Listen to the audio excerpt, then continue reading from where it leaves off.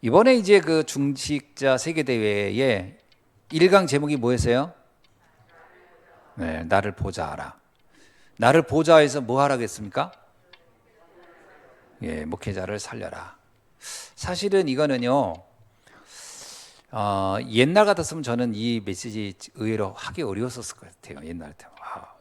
성도 여러분, 저를 살려주세요. 뭐 이런 얘기 같잖아요. 입장이. 그거 애매하잖아요. 근데 전도운동이라는 그 흐름에 우리가 같이 가는 사람이면 그 말은 되게 중요한 얘기잖아요. 제가 뭐 지난번 설명 분명히 했습니다만 장교를 세우고 그 다음에 사병을 모집한다 이 말 했고, 교사를 먼저 세우고 학생을 모집한다 이 말을 제가 예를 들어서 설명드렸습니다. 우리가 세계보고 말할 사람들이 맞기 때문에 그 말은 되게 중요한 겁니다. 근데 보통 그런 생각들을 별로 잘 안 하죠. 유 목사는 그런 얘기 했잖아요. 그 베베나 브리스아굴라나 가이오는요, 바울의 보호자, 바울의 동역자, 바울의 식주인이었다는 거죠. 그죠? 언뜻 보면은 바울이 베베를 보호해주고, 바울이 브리스아굴라를 동역해주고, 바울이 가이오이의 식주인이 돼줘야 되는 것처럼 느껴지지만 그렇지 않다는 겁니다. 반대예요. 성도들이, 중직자가 주의 종과 함께 팀이 되어서 세계보고말을 해야 된다는 거죠. 그게 이제 나를 보좌화하라는 게, 그게 무슨 얘기냐면요, 보좌화라는 얘기는 뭐죠? 진짜 하나님이 우리에게 주신 그 미션, 하나님 주신 우리에게 주신 그 사명이라는 것이 진짜 내 가슴에 있다면 그 기도 제목이 나오게 돼 있다. 그런데 그게 없다는 얘기는 엄밀하게 말하면 어떤 미션, 현장, 시대, 하나님에 대한 그거보다는 그냥 제가 나 하나 잘 먹고 잘 살겠다 이런 생각밖에는 없을 수 있는 거죠. 그러니까 이런 생각 자체가 안 들었다는 얘기는 잘 돌아가 깊이 파고오면요, 나 중심적인 생각을 가지면 이런 기도 제목은 굉장히 불편한 기도 제목이 되고 굳이 하고 싶지 않은 기도 제목이 되는 거예요. 그러나 세계보고만한 언약이라는 게 이해되면 그 제목은 굉장히 중요한 말이 되고 당연한 거야 라고 하게 되는 거죠. 두 번째, 나의 업을 보자라는 게 이 강이었습니다. 그죠? 그래서 어떻게 하라는 겁니까? 나의 업을 보자. 나의 업이 엄밀하게 하면 전도와 선교를 향한 것이 돼야 된다는 거예요. 사람들은 돈을 벌 때 돈을 버는 목적이 다 있어요. 나름대로. 어떤 사람은 가정을 일으키겠다. 뭐 어떤 사람은 잘 먹고 잘 살겠다. 뭐 있겠죠. 어떤 사람은 나라를 부강하게 하겠다. 나의 업을 보자 한다 할 때 뭐예요? 하나님은 우리가요, 세계보고말을 놓고 나의 업의 방향을 잡으라는 거예요. 이게 있어야 된다는 거예요. 그러니까 그게 작은 뭐 정말 구멍가게를 하든 큰 기업을 하든 그 생각을 가지고 산업을 하라는 거예요. 그 생각 가지고 도전하라는 거예요. 그래야 되는 거거든요. 안 그러면 어떻게 됩니까? 그냥 뭐 새끼 밥 먹는 거 해결돼서 그러면요, 기도 제목도 없어지고 그냥 난 이게 좋사오니 여기 있겠습니다 이렇게 돼 버리는 거예요. 그럼 아무 생각 없는 거예요. 그냥 뭐 밥 먹고 잠자고 뭐 그냥 겨우 뭐 취미생활 좀 하고 그냥 그러다 난 죽을래. 과연 이게 하나님이 우리에게 대한 계획이냐는 거예요. 그건 아니라는 거지. 그래서 생각을 처음부터 출발부터 나의 업을 세계화하라. 아멘. 그 보좌라는 얘기는 뭐예요? 그 내 업이, 내가 하는 업이 하나님이 주신 거라는 거지요. 그렇죠? 내가 잘나서라기보다는 하나님이 그걸 원해서, 하나님이 내게 그걸 원해서 그 길을 가게 한 거 아니냐. 막말로 내가 아프기라도 해보세요. 조그마한 뭐 저 병들, 그거 상상도 못합니다. 그거 뭐 그러니까 뭐 내가 직장 다니는 것도 그 내가 마음대로 다니는 것 같아도 다 하나님이 건강 지켜주시니까 다니는 거 아니겠습니까? 그런 일을 하고 싶은 사람들이 얼마나 많아요. 근데 안 되는 사람도 얼마나 많습니까? 그러면 내 업이 보좌화되라. 하나님이 그걸 놓고 나에게 축복하신 거라고 봐라. 그 작은 것인 큰 상관없습니다. 그 기도 제목을 가졌다는 것은 굉장한 거예요. 라합 보세요, 라합. 라합이 처음에는 무슨 이렇게 물론 자기 가족들 한번 살려보려고 그런 언약을 하지만 나중에 라합은요, 그러더니 그 사람의 기도 제목은 또 바뀌는 거 아닙니까? 다 달랍니다. 뭐 여러분 한나도 그렇죠. 그래서 나의 업이 주부라도 생각은 바뀌어야 돼요. 주부라도 가정주부라도 생각은 한나같이 해야 돼요. 그래서 나의 업을 전도와 선교로 방향을 맞춰라. 그러니까 랩런트들도 그렇게 해야 됩니다. 랩런트 공부하는 이유 정확히 알려줘야 돼요. 너 공부 왜 하는 줄 아니? 공부 왜 하는데? 왜 학교 다니는데? 세계보고만 해야 되니까. 너 전도자 돼야 되니까. 너 선교해야 되니까. 그래서 너 공부하는 거야. 너 공부 열심히 해. 그래서 너 성공해. 그래서 전도자 돼야 돼. 이렇게 공부 목적을 거기다 둬야 돼요. 그거 자꾸 가르쳐줘야 됩니다. 그게 나의 업이 보좌가 된다는 말이에요. 근데 애들이요, 공부하는데도 이유가 없어요. 목적도 명확하지 않아. 뭐라고 하나, 어떤 애는 심지어 이렇게 얘기해요. 엄마가 하라고 하세요. 뭐 인생이 그렇습니까? 그럼 엄마가 얘기 안 하면 어떻게 살 건데? 엄마가 얘기해서 한대요. 그 엄마 얘기 안 하면 거지같이 살다 간다는 거예요? 삶의 이유와 목적을 명확히 해줘야지요. 그거부터 시작은. 아니, 출발하게 될 때 왜 뛰는지를부터 알려줘야 될 거 아니에요. 우리가 왜 뛰냐, 뭐 때문에 이 출발점에 섰냐, 이거부터 설명해주고서 타게 이제 무조건 뛰어 해놓고 어디 가는데 몰라, 그냥 가래. 남도 뛴다, 저로 가고 여기도 뛰고. 무슨 뭐 저기 아프리카 사파리 무슨 누 뗍니까? 남 뛰면 뛰고 남 쓰면 쓰고. 왜 가는지를 알고 가야지. 맞아요, 안 맞아요? 저는 이거 진짜, 전 어렸을 때 이런 걸 얘기해 준 선생을 못 만나봤어요. 주일학교 선생님도 이 말은 아니지. 학교 선생님도 이 말 아니지. 아니, 학교 선생님도 이런 얘기를 하니. 뭐라는 너 공부하면 거지돼. 아니, 맨날 거지되지 말라고 공부하라는 거예요. 그게 내 공부의 목적이냐고. 나 진짜 너무. 근데 그게 맞는 줄 알았어요, 그때는. 그러니까 열심히 공부하는데 나중에 보면 효과가 없는 거예요. 인생에 행복하지도 않는 거예요. 나의 업을 보좌하라. 그렇죠? 하나님이 우리에게 업을 준 목적을 명확히 하고 가는 거예요. 그게 굉장히 중요합니다. 저는 가이오라는 사람, 오바다 같은 사람 보세요. 그게 처음부터 그게 들어왔기 때문에 그럴 수 있는 겁니다. 그거 없었으면 그거 하겠습니까? 죽어도 안 하지. 그 얘기를 말하고 있는 거죠. 자, 세 번째는 나의 교회 사역을 보좌화하라. 아멘. 사실 이 제목 속에 답이 다 있어요. 지금 내가 맡은 일이 얼마나 소중한 일이고 얼마나 중요한, 이게 세계복음화에 얼마나 유익한 일인가 알고 하라는 거예요. 그거 모르면 또 교회 안에서 누구는 삼삼 뿌리 먹었냐, 난 누군 무 뿌리 먹었냐 이러고 있는 얘기하는 거예요. 잘못하면 그렇게 되는 거예요. 전 그런 거 많이 봤거든요, 교회 다닐 때. 그래서 연말이 돼서 담임 목사가 당회 이렇게 할 때요, 굉장히 감리교인 당회라고 하고 우리는 공동회라고 하는데, 이제 그거 할 때 보면 막 고민이 많더라고. 뭐 괜히 어떤 배치했다가 막 서운해, 섭섭병 걸리는 경우가 굉장히 많아요. 연말 연시에 섭섭병 걸려가지고 병원에 입원할 정도 되는 사람 진짜 많습니다. 뭐 서운한 거지. 이런 것 중에 뭐냐, 보좌화가 안 돼. 교회 사역의 보좌화가 안 돼서 그래요. 모든 일들은 소중하고 귀한 겁니다. 그죠? 너무너무 소중한 일이에요. 그래서 그럼 그게 왜 소중하냐? 세계를 품은 사람들이기 때문에. 우리는 세계 보고 말 사람입니다. 누가 뭐라 해도 내일 죽는 한이 있어도 우리는 세계 보고마다 갈 사람들이에요. 아멘. 갈릴리 사람들에게 뭐라고 얘기했습니까? 예수님이 너희는 땅 끝까지 갈 사람들이야. 너는 사람 낚는 사람이야 앞으로. 이렇게 얘기하는 거예요. 갈릴리도 물고기 잡는 사람들한테. 그게 우리의 존재의 그 가치예요. 그거부터 시작돼야 되는 거죠. 네? 그러니까 뭐라고 합니까? 바울은요, 조금 은딱 보니까 난 로마 갈 거다. 참, 말이 로마지. 지금 우리가 바울 하니까 대단한 분이었지만 그때 당시에 지구를 놓고 보세요. 로마가 어디까지 점령한지 아시죠? 인도 근처까지. 그리고 저기 어디까지요? 영국까지. 남쪽은 어디까지입니까? 모로코까지. 북쪽은요, 스칸디나바반도까지 다 로마가 장악했어요. 그 거대한 제국이 로마예요. 거기에 이스라엘이요. 좁쌀만큼 붙어 있는 거예요.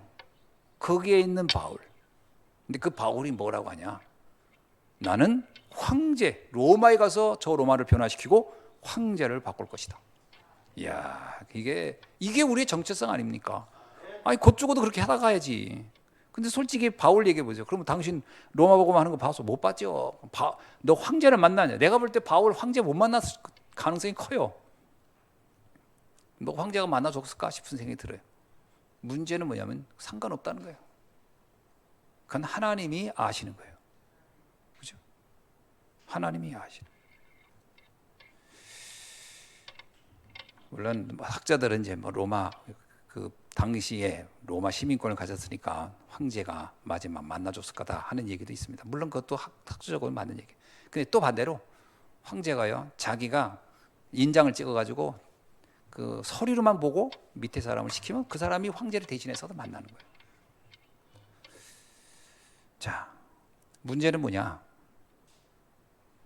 내 형편과 상황과 아무 상관없다는 거예요. 우리는 세계복음화, 세계를 품은 사람들이야. 여기서부터 출발해야 돼요. 그럼 교회는 어떻겠습니까? 교회 마찬가지예요. 그때 당시 교회 생각해 보세요. 초대교회 교회 규모를 생각해 보세요. 변변한 건물 하나 있었나요? 없었죠. 로마 시대는 어땠나요? 로마 교황이 황제가 313년 콘스탄틴 대제가 공인해 주기 이전에는 기독교는 어땠냐면요, 지하에 숨어 살았어요. 지하 숨은 정도는 그냥 지하에 말이에요. 내가요, 로마에 가가지고 가장 인상적이었던 데가 어디냐? 사실은 뭐 거대한 성당을 보고서 감동을 받은 건 없어요. 아, 어마어마하게 크게 졌네. 야, 이 돌 어떻게 이렇게 옮겼을까? 어떻게 이걸 세웠을까? 이런 건 있었지만 진짜 감동은 어디서 왔냐면요, 카타콤베 가서 감동받았어요. 공동묘지 지하에서. 지하가 1층, 2층, 3층, 4층까지 돼 있는 거예요. 어마어마한 지하 도시에 지하 도시. 그게 공동묘지인데 지하 도시. 어떻게 그 시신을 갖다가 그 밑에다가 이렇게 했을까? 근데 땅 자체가 이제 석회질이라 이게 파면은 잘 파집니다. 근데 이게 그냥 공기하고 공기 중에 이게 노출이 되면 딱딱하게 굳는 거예요. 팔 때는 굉장히 쉽게 파지고. 그러게 뭐냐, 땅을 파고 들어가 가지고 이제 거기다가 시신 하나씩 하고서 뚜껑 닫아서 하고 이렇게 한 거예요. 그게 이제 공동묘지 제국입니다. 지금도 그 안에서 길 잃어버려가지고 죽은 사람들도 덜어 나와가지고 관광객들을 위해서는 한 부분 일부만 공개를 한 거예요. 나머지는 다 차단해서 위험하다고. 거기는 사람들 별로 안 다니는 데니까. 그나마 이제 조금 이렇게 사람이 갈 만한 곳으로 다 이렇게 해서 다리 놓고 사다리 놓고. 관광객들을 거기 가는 사람은 다 기독교인밖에 없죠. 누가 갑니까 거기를? 우리는 가서 봤는데 기독교인들이 거기서 예배드렸어요. 그러면 그들의 교회 개념은 뭐예요? 겉으로 보여지는 게 중요한 게 아니에요. 그들의 교회는 어디에 있든지 몇 명이 모여도 상관없어요. 우리는 세계를 살릴 교회다. 세계를 살릴 사람들, 이런 생각을 가지고 모여서 예배드렸다는 거요. 그게 바로 교회 사역의 보좌입니다. 거기 예배드렸던 사람들이 마음이 어떻겠어요? 그 심정이 어떻겠어요? 그래서 우리가 먼저 세 가지 먼저 꼭 알아야 됩니다. 세 가지를 알게 되면 세계를 품은 사람이 가능해요. 세 가지를 알아야 돼요. 세계를 품어라 한다고 해서 품어지는 게 아니고요. 이 세 가지를 알면 품어져요. 첫째입니다. 뭐냐면 교회라고 하는 것이, 교회는요, 보호자의 그림자라고 믿어지면은 세계를 품는 교회가 그려지는 거예요. 우리 예수한교회도 얼마나 이게 작은 교회입니까? 솔직히 말하면, 교회 규모로 말하면 작은 교회예요. 그러나 보호자의 이 그림자, 교회는 보호자의 그림자라고 믿어져 보세요. 그러면 우리는 세계를 품는 교회가 될 수 있는 거예요. 그 보호자의 그림자가 뭡니까? 하나님이 역사하는 교회예요. 작든 크든 상관없어요. 하나님이 함께하는 교회란 말이에요. 이것을 어느 곳에 있든지요, 여러분 생각해 보세요. 내가 교회고 우리가 교회란 말이에요. 그러면 결국은 교회의 가장 최소 단위는 누구냐? 나입니다. 최소 단위가 나예요. 나로부터 시작돼요. 그러면 내가 교회고 우리가 교회예요. 나와 너와 우리가 이렇게 모이면 게 교회 아닙니까? 근데 그 사람이 어떤 생각을 가져야 되죠? 우리는 보좌의 그림자, 하나님이 우리와 함께하고 이곳에 어느 곳에든지 하나님이 함께하시며 하나님은 세계복음화의 언약을 놓고 우리를 부르시고 인도해 가시고 있다. 이걸 믿어지는 사람들이죠. 이게 굉장히 중요한 보좌의 그림자입니다. 사실은 아브라함이라는 사람이 갈대우를 떠날 때는 하나님이 나와 함께하고 네가 세계복음화, 전 세계 모든 사람 만문을 복을 받게 하는 복의 근원이 되고 근원으로 내가 너 삼았다 가라. 그래서 갔단 말이에요. 근데 현실을 보니까 그게 아니란 말이죠. 현실을 보니까 난 복의 근원 같지가 않은 거야. 오늘 우리는 그럴 수가 있습니다. 현실만 보면요, 무슨 하나님이 나를 통해 무슨 어마어마한 일을 할 것 같지가 않거든. 아무것도 못할 것 같거든. 그렇죠? 아니 내 새끼 밥도 해결이 안 되는데 내가 무슨 세계복음화를 합니까? 그 아브라함이 그 생각한 거지. 아니 내가 내 밥 세 끼도 해결이 안 돼. 내 형편이 지금 어려워. 문제는 계속 와. 심지어는 자기 아내를 저기 돈 받고 팔아야 될 입장까지 왔어. 그러니까 어떤 생각이 드냐면요, 세계를 품는다는 것 자체는 엄두를 못 내는 거예요. 엄두를 못 내는 거예요.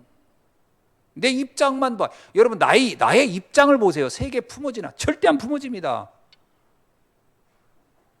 근데 어느 날 아브라함이 알았어요. 계속 문제가 오는 중에 내가 누구지? 내가 어떻게 살아야지? 내가 이렇게 사는 게 내 인생인가? 그러다가 알았습니다. 아, 하나님이 나와 함께 하지. 그리고 하나님이 나에게 처음부터 세계복음화라는 언약을 줬지. 그리고 헤브론에서 단을 쌓기 시작합니다. 그게 헤브론의 교회예요. 그죠? 교회의 시작입니다. 그것이 결국 세계를 바꾸는 일이, 그 시대를 바꾸는 일이 되는 거예요. 그러니까 가장 중요한 건 내 생각부터 바꿔야 돼요. 자꾸 내 형편 수준 가지고 뭐 내가 좀 뭐 능력이 있다 없다, 가진 게 있다 없다, 형편이 좋다니 이거 가지고 하는 게 아닙니다. 세계복음 가지고 있었는들 그거 가지고 세계복음을 하겠습니까? 내가 어떤 예를 들면 우리나라에 무슨 조그만 중소기업을 하나 운영한다고 합시다. 그거 가지고 어떻게 세계복음을 하겠어요? 그거 가지고는 안 되지. 그냥 가족들하고 조금 더 여유 있게 사는 정도지 뭘 세계복음 하겠습니까? 그거 가지고. 그걸 말하는 게 아니에요. 아무것도 없어 상관없다.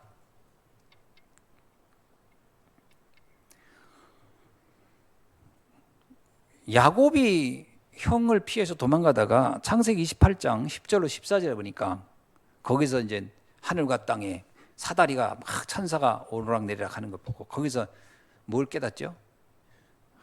이곳이 베델이라. 하나님이 여기에 함께, 그게 베델이 교회입니다 사실은. 그러니까 하나님이 지금 나와 함께 한다는 것이 진짜 믿어지면 우린 세계복음화의 언약을 얼마든지 언약으로 붙잡을 수 있는 줄 믿습니다. 그게 보좌의 그림자예요. 그렇죠? 보좌의 그림자가 뭡니까? 천국의 그림자예요. 우리가 보좌의 그림자면 천국의 그림자예요. 우리 움직임 하나하나가 하나님의 모든 관심 속에 있는 거라고 봐야 돼요. 근데 이제 우리가 그런 데 관심 못 갖고 있으니까 진짜 하나님은 답답할 노릇인 거죠. 자, 두 번째는 보호자의 축복을 누리는 곳이 교회입니다. 그 내가 있는 현장이 어디든지 그 상관이, 그게 감옥이든지 그게 노예 현장이든지 그것이 양치는 목동의 현장이든지 도망자의 길이든지 아무 상관없어요. 그곳이 어떤 곳이다? 하나님의 나라의 일이 이루어지는 것이다. 그것이 바로 성령이 함께 하신다면 그 현장을 바꿀 수 있는 곳이다. 이렇게 믿어지는 것이 교회입니다. 그러니까 그걸 믿어져야 우리가 세계를 품은 성도가 되고 교회가 될 수 있는 거예요. 그거부터 돼야 됩니다. 사실은 바울을 보면 바울은 가는 현장마다 사실 바울을 돕는 사람도 있었지만 바울은 고난당하는 게 더 많았어요. 성경을 읽어보면 알잖아요. 바울이 얼마나 많은 고난을 많이 당했는지를 성경 여기저기에 그는 많이 기록을 해놨습니다. 제가 어디 보니까 바울이 자기가 당한 고통을 좀 설명해놨죠. 뭐 내가 여기 나오네. 고린도 후서 11장에 보면 한번 보세요. 고린도 후서 11장에 보면 바울이 형편을 한번 보세요. 이런 형편을 보면 그 사람이 신앙인으로서의 축복을 상상할 수나 있겠습니까? 한번 읽어볼게요. 고린도 후서 11장 23절부터 한번 봅시다. 23절. 자, 읽어봅시다. 시작. 그들이 그리스도의 일꾼이냐 정신없는 말을 하거니와 나는 더욱 그러하도다. 자, 이게 무슨 얘기냐면요. 지금 자기 형편이 말이 아니야. 진짜 만신창이야 지금. 그런데 나는 그리스도의 일꾼이고 세계를 품은 사람이고 전도자야 이 말하면 남들이 볼 때 뭐라고요? 정신없는 말하는 인간이라고 말할 거라는 거예요. 근데 나는 더욱 그러다. 그러니까 내 얘기 들어봐라. 뭐 저런 사람이 무슨 세계 보고 말하래. 정신없는 인간 봐라. 이렇게 말하지 않겠냐는 거예요. 내 형편은 더 할 거라는 거예요. 자, 나는 내가 수고를 넘치도록 하고 옥에 갇히기도 더 많이 하고 매도 수없이 맞고 여러 번 죽을 뻔하였으니 유대인들에게 40에 하나 감한 매를 5번 맞았으며 3번 태장으로 맞고 1번 돌로 맞고 3번 파선하고 일주일야를 깊은 바다에서 지냈으며 여러 번 여행하면서 강의 위험과 강도의 위험과 동족의 위험과 이방인의 위험과 시인의 위험과 광해의 위험과 바다의 위험과 거짓 형제 중의 위험을 당하고 또 수고하며 애쓰고 여러 번 자지 못하고 줄이고 목마르고 여러 번 굶고 춥고 헐벗었노라. 참. 그다음 28절. 이 외에 일은 고사하고 아직도 날마다 내 속에 눌리는 일이 있으니 곧 모든 교회를 위하여 염려하는 것이라. 아멘. 이 정도 얘기 들어보면 참 답이 나오죠. 근데 이 바울이 뭐라고 하냐면 나는 기쁘고 또한 기쁘다. 보좌의 축복을 누렸다는 거예요. 어느 형편에도 상관없어. 나는 보좌의 축복을 누리는 사람이야. 이게 교회라는 거예요. 그래야 세계를 품을 수가 있습니다. 여러분은 형편만 보고 어떻게 하면 좋지? 라고 해보세요. 세계가 품어지나? 죽었다 깨어나도 안 품어지지. 그러잖아요. 내 코가 석자인데, 우리가 제일 많이 하는 말입니다. 내 코가 석자인데 내가 뭘 신경을 쓰겠냐? 안 그렇습니다. 바울을 보세요. 어떤 형편이든지 그는 어떻다? 보좌의 축복을 누렸다. 저는 이게 무슨 말이겠습니까? 그거는 지금 현실은 그런 거예요. 현실은 그런 거예요. 사실도 그럴 겁니다. 그러나 영적 사실은 다르고 하나님의 계획은 더 달라요. 그건 우리의 갈 길을 막지 못한다. 그 얘기입니다. 그래야 세계를 품는 사람이 되는 거예요. 세계를 품는 교회가 돼요. 이것이 안 되면요, 계속 우리의 형편에 우리는 매여 살다가 아무것도 못합니다. 자, 세 번째는 뭐냐면 보호자의 축복을 전달하는 것이 교회다. 그러면 잘 보세요. 우리가 이런 얘기를 할 때 있어요. 목사님, 그래도 내 형편 어느 정도 돼야 전도를 하지. 내 입장이 생각해 보세요. 지금 내가 여러 가지 문제가 너무 많은데 내가 어떻게 복음을 전합니까? 그러거든요. 그럼 반대로 얘기하면 형편이 아주 좋아져야 그때 전도할 수 있습니다. 이 말인데 그게 맞는 얘기일까요? 그럼 바울은 형편이 좋아진 다음에 전도를 시작해야지.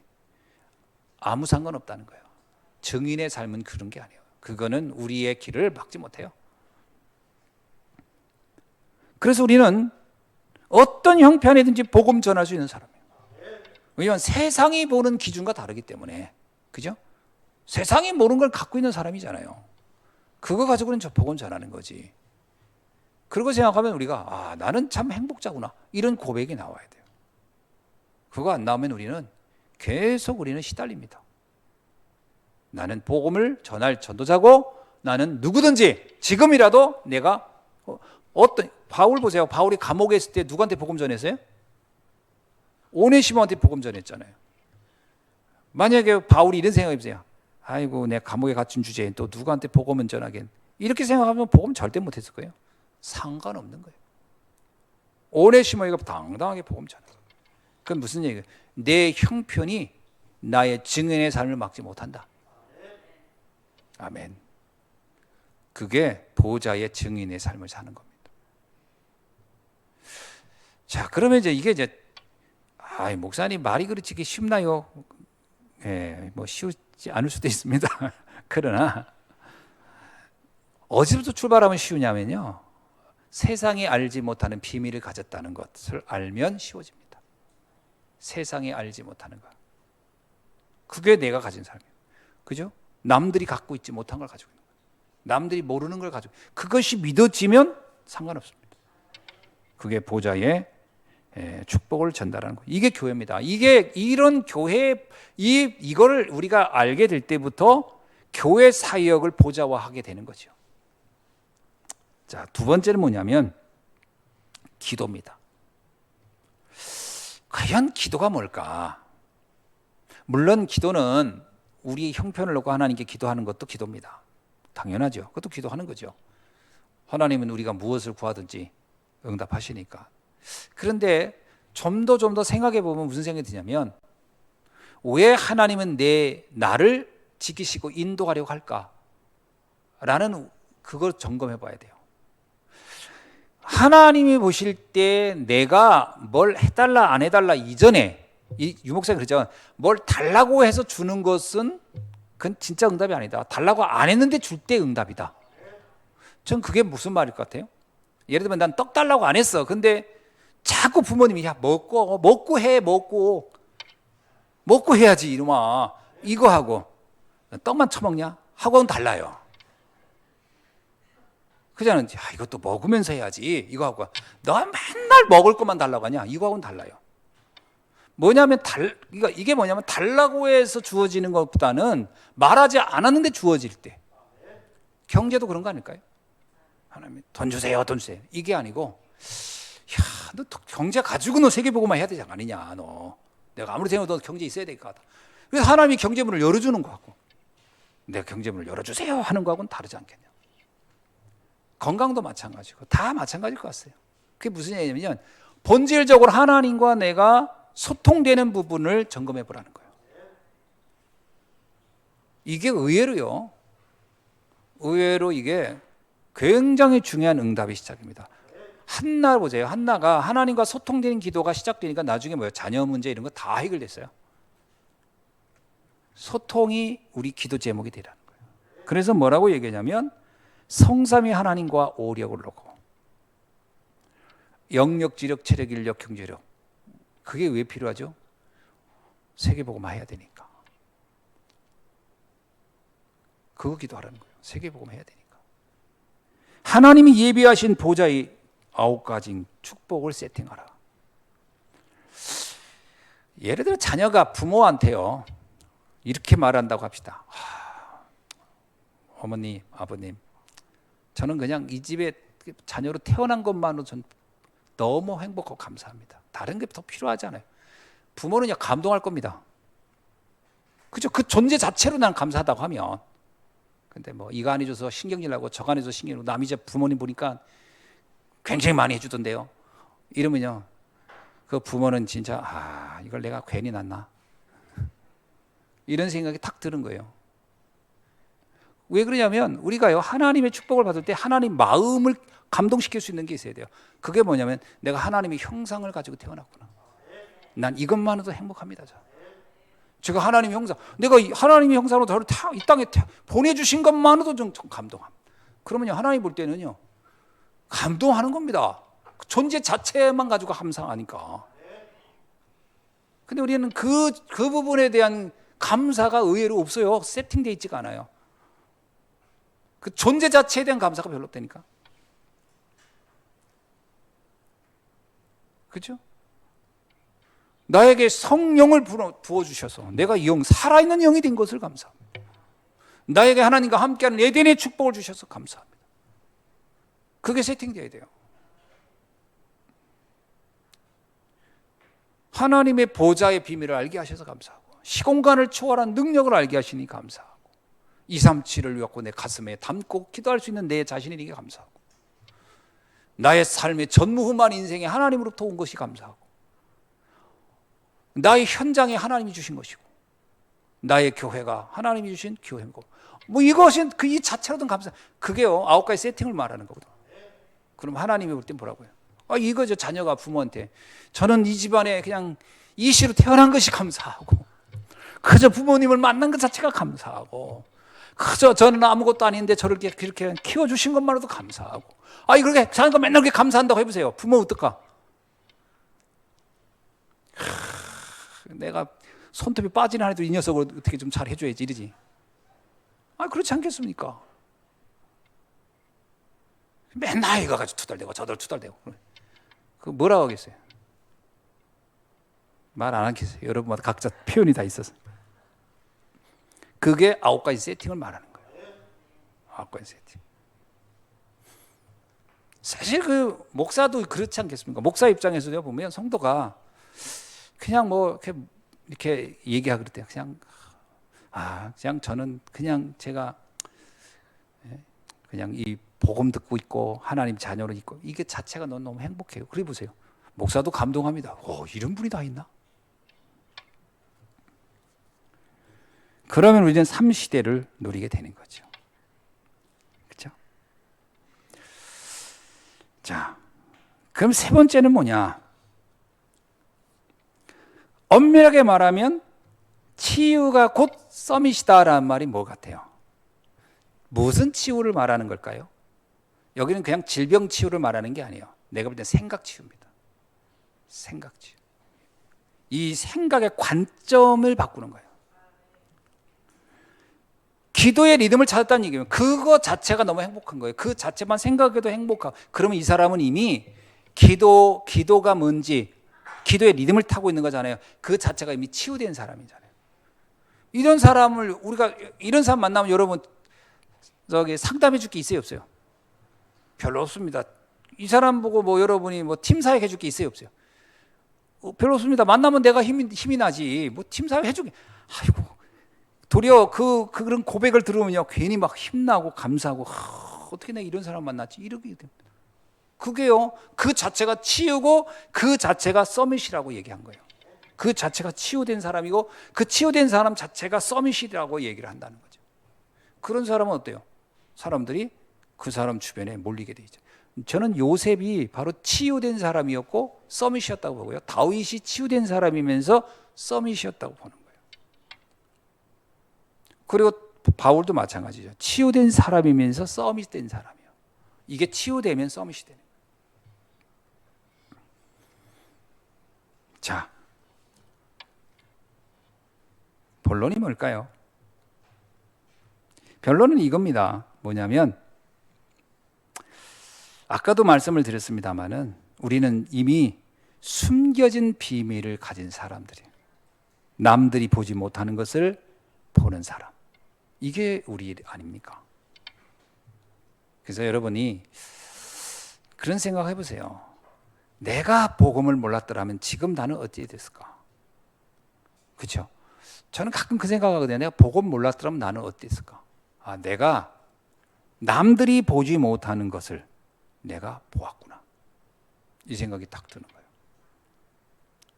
그래서 사도행전 2장 17절로 18절에 보니까 장래의 일을 보고 환상을 보고 꿈을 꾼다. 이게 무슨 말일까요?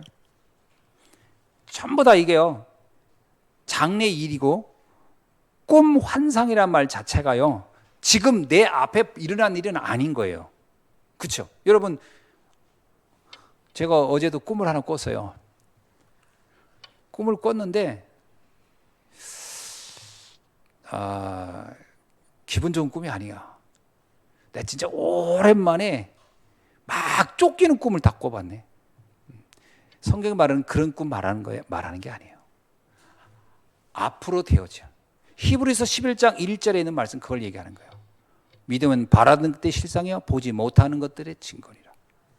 남들이 보지 못하는 미래를 내가 본다는 거예요. 그게 시간 초월의 응답이라고 얘기했죠. 지금은 안 보이지만 앞으로 될 것이 보이는 거예요. 그것을 가진 사람들이에요. 이걸 봐야 세계복음화 되는 거예요. 바울은 남들이 못 보고 있었어요. 로마가 바뀌겠냐? 로마가 어떻게 되겠어? 아마 바울이 이런 얘기를 하면 아까 얘기 나오죠. 정신없는 말 하지 말라고. 아마 바울한테 그랬을 거예요. 이런 정신없는 인간. 바울이 내가 로마 가서 내가 로마도 보야 하리라, 가이사 앞에 서야 하리라 그랬으면 바울을 아는 사람들이 뭐라 했을까요? 맛이 갔구나 드디어. 이게 정신없는 인간. 이게 이렇게 감이 없어, 이렇게 개념이 없는 인간이네. 이랬을 거예요. 아닙니다. 장래일을 보았고 꿈과 환상을 본 거예요. 앞으로 될 일을 본 겁니다. 여러분, 지금 당장 눈에 보여진 일만 보면요, 우리는 굉장히 힘이 빠질 일이 한두 가지가 아니에요. 미래를 보셔야 돼요. 미래를 보셔야 돼요. 그게 세계를 품은 사람들이 가질 수 있는 자세예요. 그렇죠? 설사 지금 문제 핍박이 있다고 합시다. 이거는 어마어마한 전도자의 여정에서 겪는 축복이에요. 지나고 보면요, 우리는요, 문제가 대부분 다 간증거리입니다. 지나고 나면. 그렇죠? 그게 굉장히 중요해요. 그래서 문제는 반드시 답이 있고 갈등은 반드시 갱신의 시간표가 있고 위기는 반드시 전환점의 기회를 주신다. 이걸 딱 가지셔야 돼요. 그러니까 지금 문제만 바라보면요, 우리는 한없이 초조해지고 불안한 거예요. 그거 볼 필요 없습니다. 지혜롭게 뭐 이렇게 하면 돼요. 기도하면서. 문제는 뭐냐면 지금의 문제보다 더 중요한 것은 어떤 면에서는요, 지금의 문제는 우리가 뭐 이렇게 상황에 따라서 그것을 이렇게 뭐 해결할 수도 있고 또 해결하려고 노력도 하고 해야 됩니다. 그러나 여기서 안 놓쳐야 될 게 하나 있어요. 그게 뭔지 아세요? 미래에 되어질 응답입니다. 그건 놓치면 안 돼요. 미래에 되어질 응답. 저는 요셉이 그 노예로 가서 난 지혜로웠다고 봐요. 최선을 다해서 일해주는 거예요. 거기서. 그러니까 거기서 나름 어려움을 모면하잖아요. 또 감옥에 가가지고 사람들 또 상담도 해줘요. 감옥에서 나름 그 지혜로운 거예요. 거기서 또 대우도 받고. 그런데 더 중요한 건 뭐냐면 그게 전부가 아니에요. 그건 하나의 처세술인 거고, 그러니까 요셉도 처세술을 안 한 게 아니에요. 한 거예요 나름. 근데 그게 답이 아니에요. 그는 미래를 봤어요. 내 미래, 하나님이 하실 장래의 일과 환상과 꿈을 보았어요. 그래서 지금의 핍박이, 지금의 환란이 그게 문제가 아니고 이 전도자의 여정, 세계를 품은 자가 가는 여정 속에서 겪는 그냥 경험들이다. 옛날에 그런 얘기 했다잖아요. 솔로몬이 뭐 어떤 그 유명한 사람을 찾아가 가지고 어떻게 해야 인생을 가장 지혜롭게 살 수 있습니까? 물었더니 이러잖아요. 이 또한 지나가리라. 그 얘기했대잖아요. 그렇습니다. 이 또한 지나가리라. 다 지나가는 겁니다. 어제 그저께인가 어떤 분이 찾아왔어요. 찾아왔는데 잠깐 얘기할 시기가 있었어요. 제가 그 얘기 했습니다. 뭐냐면 3년 전, 10년 전 그렇게 고민하던 거 지금 떠오르시나요? 했더니 안 떠오른대. 그때는 어땠나요? 했더니 그때 굉장히 힘들고 막 그거 어떡하 했던 것 같아요. 어때요? 다 사라졌죠? 했더니 생각도 안 난다는 거예요. 그렇습니다. 지나갑니다. 더 중요한 건 뭐냐면 하나님이 계획한 하나님의 절대 계획을 보는 겁니다. 이게 세계를 품은 자, 세계를 품은 교회 사역을 보좌하는 전도자의 자세입니다. 이거 되게 중요합니다.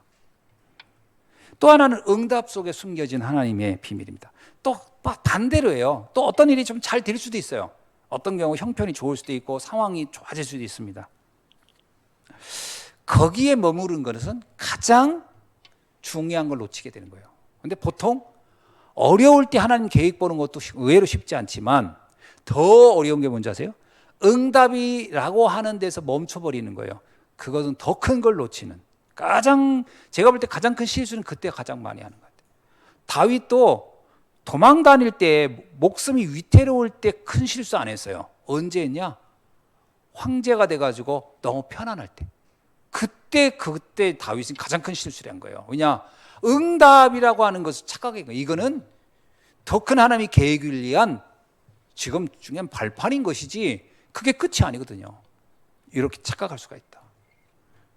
그래서 응답 속에 숨겨진 하나님의 비밀, 하나님의 절대 계획을 반드시 봐야 할 줄을 믿습니다.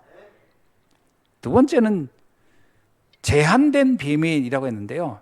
왜 제한된 비밀이랄까요? 제가 보기에는 집중하여 누릴 것이라고 표현됩니다. 집중하여 누릴 것이죠. 뭐죠? 성령 충만입니다. 이거는 진짜 우리가 집중해서 누려야 돼요.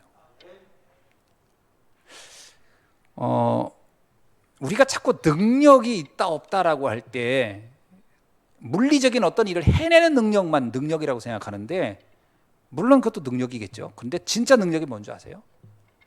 어떤 상황에서도 무너지지 않는 힘은 가장 큰 힘이에요. 그죠? 어떤 상황에서도 안 무너져야 돼요.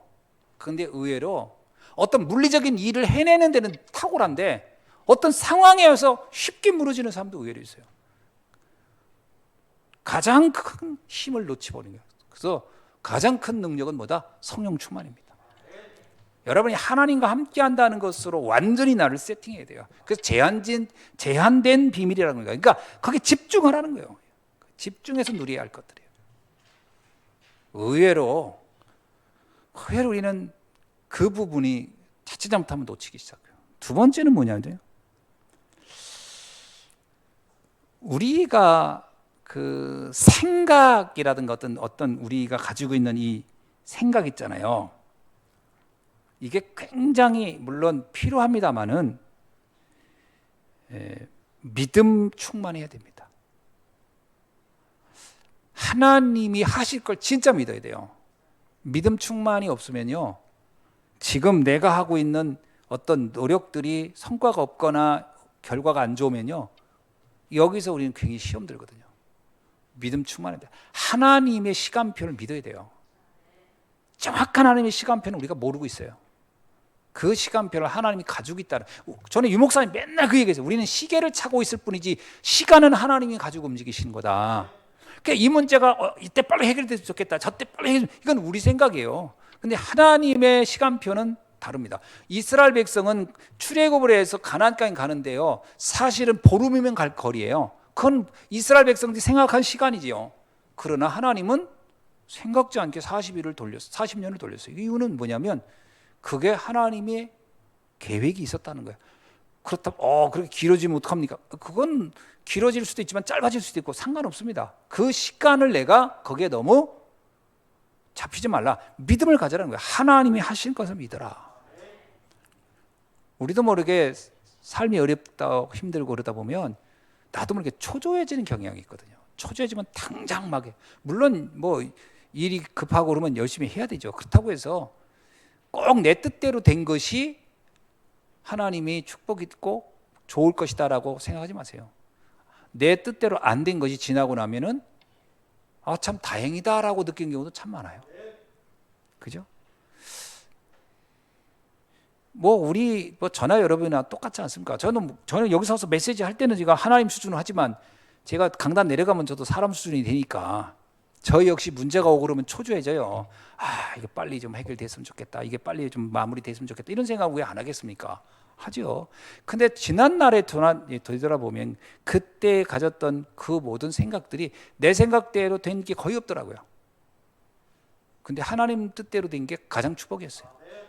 그래서 믿음 충만해라. 믿음 충만해. 하나님이 하실 걸 믿으라는 거예요.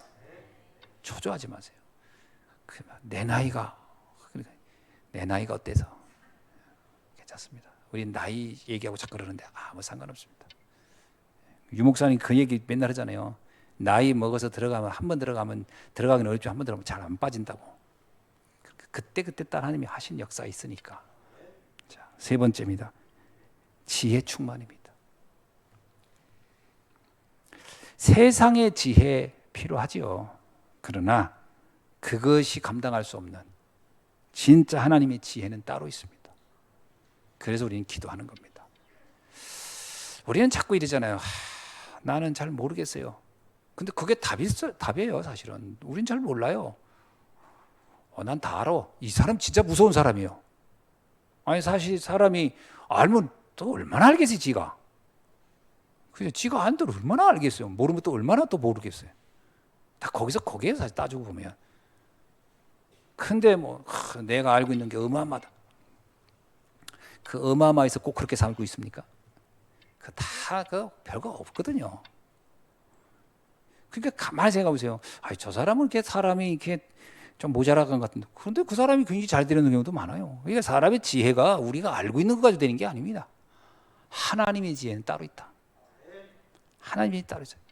초대교회 성도들이 무슨 지혜가 있으면 그 스님이 그때 당시 무슨 명문대를 나왔으니까 무슨 명문 가문의 사람들입니까? 아니에요. 바닷가에서 어부하고 물고기나 그 사람들이 글자는 제대로 썼겠어요. 스펠링이나 제대로 맞췄겠어요. 오타가 얼마나 많았겠어요. 옛날에 처칠이 글을 쓰면 한 문장에 5군데 틀렸다 그러잖아요. 처칠이 약간 난독증이 있었나? 글자를 많이 틀렸대, 처칠이. 그러나 그 시대에 처칠보다 더 응답받은 사람이, 더 큰 영향을 준 사람이 누가 있어요? 그거 한자 한자 완벽하게 한다고 해서 그게 답입니까? 그것도 아니에요. 그러니까 우리가 알고 있는 지혜가 전부가 아니다. 뭐가 진짜 지혜죠? 하나님이 주시는 게 진짜 지혜다. 이런 것, 이걸 좀 믿어야 돼요. 그렇지 않으면 자기 자신을 자꾸 자학합니다. 나는 이것도 모르는 게, 저것도 모르는 게 왜 난 이러냐고. 그래서 하나님을 바라보는 거예요. 솔직히 난 이것도 다 알겠고 저것도 다 알겠고, 그럼 하나님은 그래 네 지혜대로 살아라, 네 똑똑한 대로 살아, 이러지 않겠습니까? 우리는 모르는 겁니다. 모르는 게 정답이에요. 뭘 압니까? 잘 모르지. 내일 일을 난 몰라요. 난 그 찬양 옛날에 많이 불렀어요. 내일 일은 난 몰라요. 내일 우리 어떻게 합니까? 내일 어떻게 될지 하나님만 아시는 거죠. 그러니까 지금 내가 뭘 잘 모른다 해서 너무 그거에 대해서 낙심하거나 그것 때문에 힘 빠지거나 하지 말라. 하나님의 능력으로 우린 이미 세계를 품을 수 있고 세계를 살릴 수 있는 줄로 믿습니다. 그렇죠? 뭐 자녀를 키우는 것도 너무 전 지혜가 없어요. 상관없어요. 지혜가 있다는 여자들 키우는 거 보면 그것도 역시 틀려요. 하나님이 하시면 돼요. 네, 하나님이 하시면. 자, 세 번째, 선택된 집중입니다. 중직자의 증거를 찾아라. 증거를 여러 군데서 찾지 말고 선택된 곳에서 찾으라는 거예요. 증거를. 그게 뭘까요? 내 증거는 어디 있냐? 하나님과 이면개혁에, 거기에 내 증거가 있다는 거예요. 여러분, 하나님과 나의 이면개혁이 뭘까요? 그게 내 증거라니까요. 저는 가만히 생각해 보세요. 혼자 생각해 보세요. 하나님, 저와 주님 사이의 이면개혁이 뭔가요? 이면개혁이 뭔가요? 제가요, 이면개혁을 혼자 이렇게 그때 복음 처음 들으면서 했던 고백인 것 같아요. 뭐냐면, 저는 평생 복음을 전하다가 가겠습니다. 전 복음만 전하는 목회자의 길을 걷겠습니다. 누가 뭐라고 해도 그냥 이 길을 가고, 또 하나, 절대 내가 가는 이 길을 전 후회하지 않겠습니다. 이야, 진짜 너무 감사한 거예요.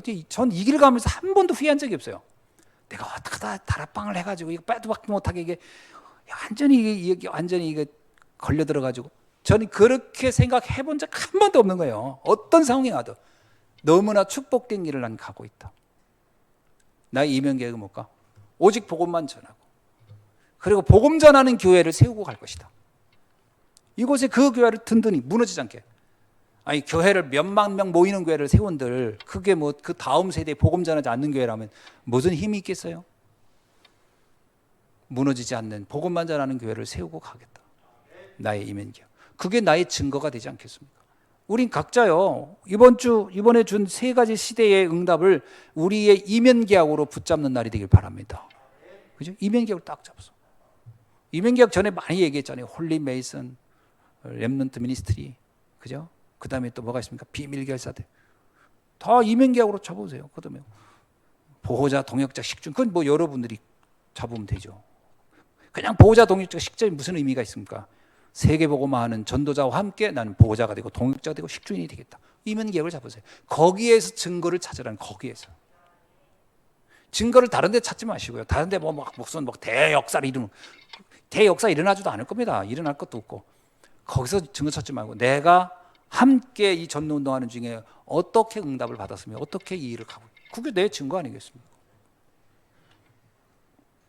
그래서 금년도 다음 주에 이제 우리가 받을 응답 이렇게 쓸 때도 이면계약을 놓고 곰곰이 생각해 보세요. 그런 거 하나하나 이렇게 다 찾아보면 되겠습니다. 그렇게 되면 어떻게 한다? 사단이 내 발 앞에 굴복한다.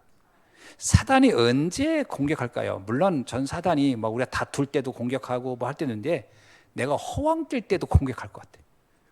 너무 허황되고 뭔가 이렇게 뭐라 할까요? 뜬구름 잡을, 그거 사단이 전 공격할 거예요. 그러니까 딱 선택된 집중 속에서 증거를 잡으세요.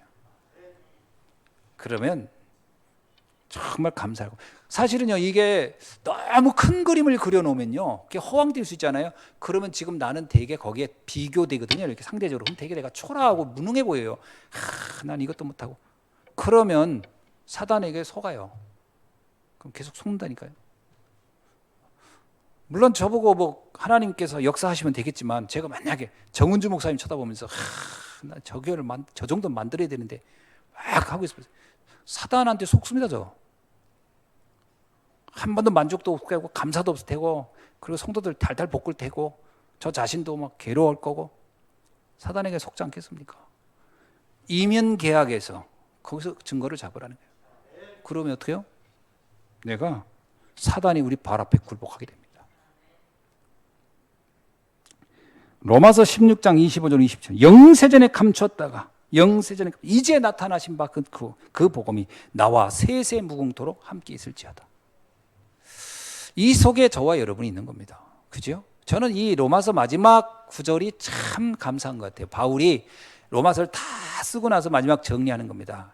이런 얘기예요. 여러분, 바울이 한 얘기죠. 같이 좀 목숨 걸고 생을 걸고 전도운동하는 그들한테 한 얘기 아니지만 영세전에 감췄던 그 복음을 우리는 알지 않습니까? 그리고 그것이 지금 우리에게 나타나지 않았습니까? 그리고 이건 세세 영원토록 무궁토록 있을 일을 놓고 우리는 가는 겁니다. 그러면 과정에 많은 일들이 일어나겠죠. 그 로마서 16장에 있는 사람들은 형편이 다 어떻겠어요? 거기엔 노예도 있고, 거기에는 저기 귀족도 있고, 거기에는 경제력고 능력 있는 사람도 있고 다 있지만 어떻든 나름 다 문제와 굴곡 속에 있을 거예요. 근데 그들에게 뭐라고 합니까? 우리는 그럼에도 불구하고 상관없이 영생에 감췄던 그 복음을 이제 알았고 이 복음을 놓고 살다가 가는 겁니다. 이게 얼마나 아름다운 인생입니까? 그 고백 아니겠어요? 자랑스럽고 감사하고 감격스러운 인생을 우리는 살고 가는 거다. 그래서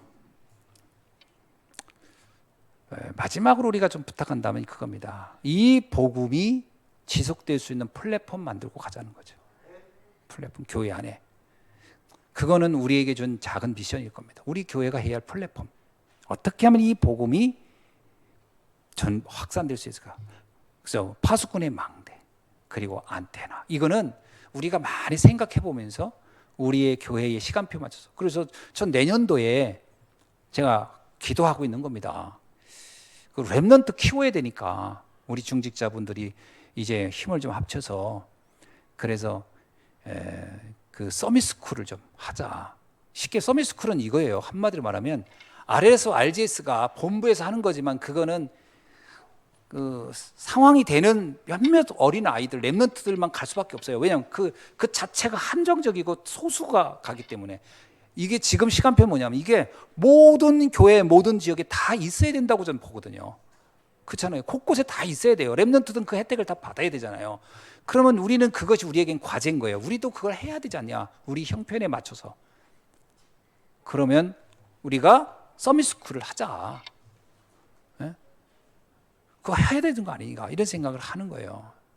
또 한국어 교실도 해야 되고 또 여러 가지 치유센터, 치유 뭐 센터라니까 어마어마하지만 하여튼 뭐 조그만 사무실이라도 개설해서 거기서 만날 거 아니에요. 그게 플랫폼이 돼서 만나고 복음을 전하고 그렇게 해야 되지 않겠나.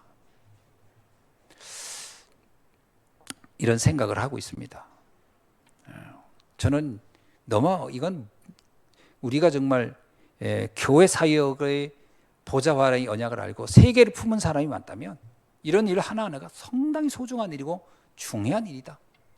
그 내년도에 우리는 한번 우리가 마음을 모아서 한번 집중할 수 있도록 우리가 인도 받아야 되겠다 생각을 합니다. 이 안에 모든 응답 다 있을 겁니다. 기도하겠습니다. 하나님 감사합니다. 오늘 교회 사역을 보좌하라는 말씀을 가지고 우리가 정말 세계를 품은 사람으로 그리고 어떤 형편에서든지 우리는 교회가 보좌의 그림자요 보좌의 축복이 있는 것이요 보좌의 축복을 전달하는 사람이라는 것을 날마다 우리가 잊지 않게 하시고 지금 내 눈앞에 있는 형편에 속지 않게 하시고 이 너머에 있을 하나님의 위대한 장래의 일과 환상과 꿈을 꾸며 숨겨진 비밀을 붙잡고 나가는 전도자의 여정이 되게 하여 주옵소서. 우리에게 가장 강한 힘은 성령의 충만함이요 우리의 가장 강한 능력은 믿음의 충만함이요 우리의 가장 똑똑 지혜로운 것은 지혜 충만 하나님이 주시는 지혜인 줄로 믿사오니 이 능력 가지고 세상 살리는 전도자의 삶이 되게 하옵소서. 주 예수 그리스도의 이름으로 기도하옵나이다. 아멘.